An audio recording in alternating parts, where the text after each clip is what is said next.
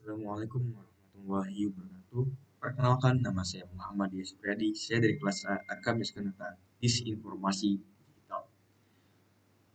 Media sosial bagikan pisau bermata dua yang dimana dapat membawa kebaikan ataupun keburukan. Media sosial dapat membawa kebaikan apabila kita dalam menggunakannya dalam hal-hal yang baik seperti membuat konten edukatif ataupun kisah inspiratif. Namun, dapat membawa keburukan apabila kita menggunakannya dengan hal-hal yang buruk seperti mengujar kebencian, seperti berita hoax ataupun yang lainnya. Pada suatu hari, kita membuka media sosial dan melihat sebuah berita yang mengejutkan. Tanpa berpikir panjang, kita bagikan ke grup WhatsApp keluarga, berharap orang lain juga akan tahu. Tetapi, beberapa jam kemudian, ternyata berita itu adalah hoax atau palsu yang menyesatkan dan membuat banyak orang jadi salah paham. Fenomena seperti ini sudah menjadi bagian dari kehidupan digital masyarakat kita pada hari ini. Namun, di satu sisi lain, internet membuka akses informasi tanpa batas. Tapi di sisi lain juga, ia menghadirkan badai disinformasi yang mengancam kesadaran moral dan kebijaksanaan kita sebagai suatu bangsa. Disinformasi bukan sekedar persoalan teknologi. Ini adalah krisis nilai kemanusiaan dan kebijaksanaan. Orang yang menyebarkan berita palsu atau hoax sering lupa bahwa di balik setiap informasi ada dampak nyata terhadap manusia lainnya, seperti reputasi yang hancur, rasa takut, kebencian, dan konflik sosial. Inilah saatnya kita menengok kembali nilai-nilai Pancasila, terutama sila kedua dan keempat sebagai pedoman etis menghadapi disinformasi digital. Yang pertama, sila kedua, yaitu kemanusiaan yang adil dan beradab. Sila ini mengajarkan kita bahwa setiap manusia memiliki martabat dan hak yang sama, serta harus diperlakukan dengan adil dan beradab. Namun, di dunia digital ini, nilai ini sering terabaikan. Banyak orang dengan mudah mencaci, menyebar ujaran kebencian, atau memfitnah tanpa rasa empati. Hal ini juga melanggar butir-butir Pancasila pada sila kedua, yang terutama tidak boleh melakukan hal-hal yang semena-mena terhadap orang lain. Dengan menyebarkan berita hoax tersebut, kita melanggar hal tersebut.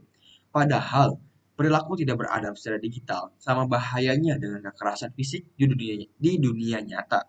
Bersikap adil dan beradab di ruang digital berarti kita menahan diri untuk tidak menyebarkan informasi sebelum memverifikasi kebenarannya. Artinya, kita menggunakan akal sehat, bukan emosi sebelum mengklik tombol bagikan dalam membagikan berita tersebut. Sikap ini menunjukkan bahwa kemanusiaan sejati dengan menghargai kebenaran dan melindungi orang lain dari kerugian akibat kabar palsu tersebut ataupun berita hoax. Selanjutnya ada sila keempat, yaitu kerakyatan yang dipimpin oleh hikmat, kebijaksanaan dalam permusyawaratan, dan perwakilan.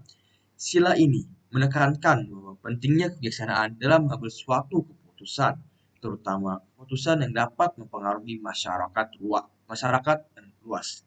Di ruang digital, setiap pengguna media sosial sebenarnya memiliki kekuasaan kecil, kekuasaan untuk menyebarkan ide, opini, bahkan membentuk opini pada suatu publik. Namun, kekuasaan tanpa hikmat bisa berubah menjadi bencana informasi. Maka dari itu, praktik demokrasi digital harus dibarengi dengan hikmat kebijaksanaan. Apa sih itu hikmat kebijaksanaan? Artinya, setiap warga negara perlu mengembangkan literasi digital dan etika dalam bermedia, kemampuan untuk menilai, berdialog, dan bermusyawarah dengan cara yang sehat. Kita bisa berbeda pendapat, tetapi tidak perlu saling menjatuhkan satu sama lainnya.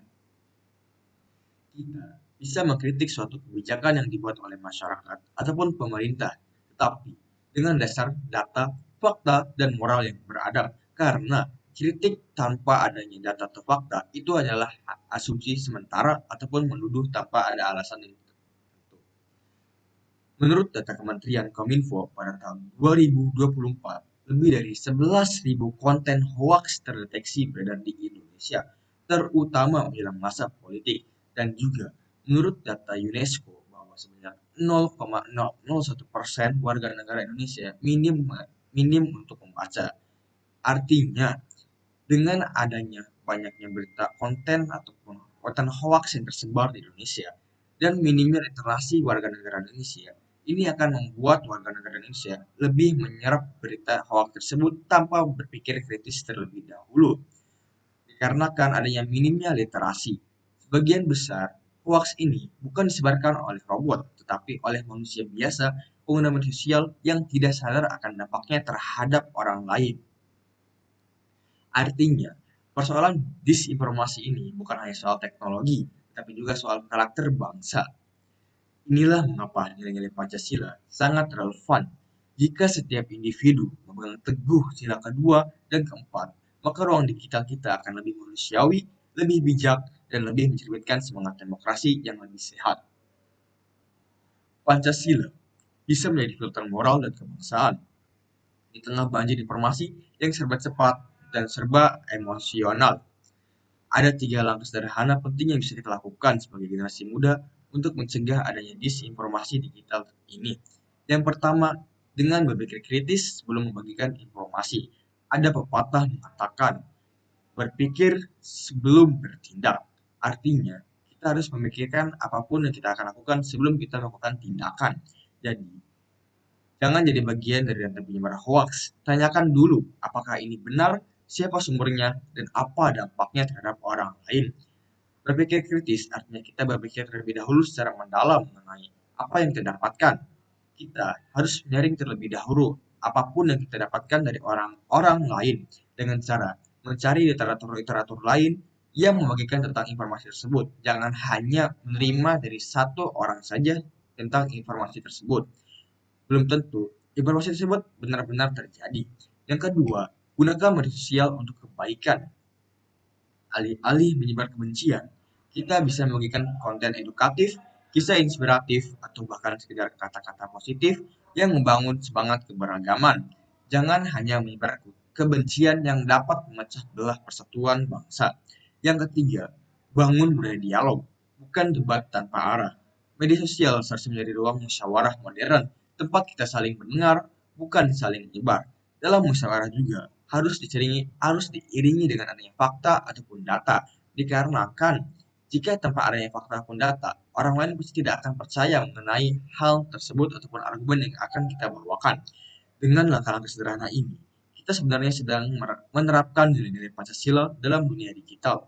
Kita membuktikan bahwa menjadi pengguna media sosial yang bijak adalah bentuk nyata dari cinta tanah air dan penghormatan terhadap kemanusiaan. Kita hidup di zaman ketika informasi bisa dibuat saja, kapan saja, dan menyebar kemana saja. Namun, di tengahnya derasnya arus digital ini, Pancasila tetap menjadi kompas moral suatu bangsa. Artinya, Pancasila tetap menjadi pedoman dalam melakukan sesuatu. Sila kedua ini mengingatkan kita untuk tetap berperi kemanusiaan, sementara sila keempat ini mengajarkan kita berpikir bijak dan bermusyawarah sebelum bertindak. Menjadi warga negara digital Indonesia bukan sekedar soal melek teknologi, tapi juga soal melek akan nilai-nilai Pancasila. Jika setiap pengguna internet di negeri ini menghidupkan kembali nilai-nilai Pancasila dalam setiap kali komentar dan unggahan dalam melakukan suatu penyebaran berita, maka ruang digital Indonesia akan menjadi tempat yang lebih cerdas, beradab, dan bersatu. Mari mulai dari diri kita sendiri, karena perubahan besar selalu dimulai dari hal kecil, dari satu jari yang menahan diri untuk tidak menyebarkan hoax, kebohongan, karena ada pepatah mengatakan bahwa mulutmu adalah harimaumu, akan tetapi pada saat era digital ini, jarimu adalah harimaumu. Artinya apapun yang kita akan lakukan, itu akan berdampak terhadap orang lain juga. Seperti dalam reaksi kimia, ada namanya katalis, yaitu mempercepat suatu laju reaksi tetapi tidak ikut dalam reaksi tersebut. Dalam hal ini, teknologi sebagai katalis, namun nilai-nilai Pancasila itu sebagai reaksinya. Teknologi dapat membantu menjalankan nilai-nilai Pancasila, tapi teknologi tersebut harus tetapi teknologi tersebut jangan membawa keburukan-keburukan terhadap nilai-nilai Pancasila. Seperti tadi contohnya yaitu disinformasi digital. Kita bisa memanfaatkan teknologi ini dengan lebih baik tanpa adanya membawa hal-hal yang buruk.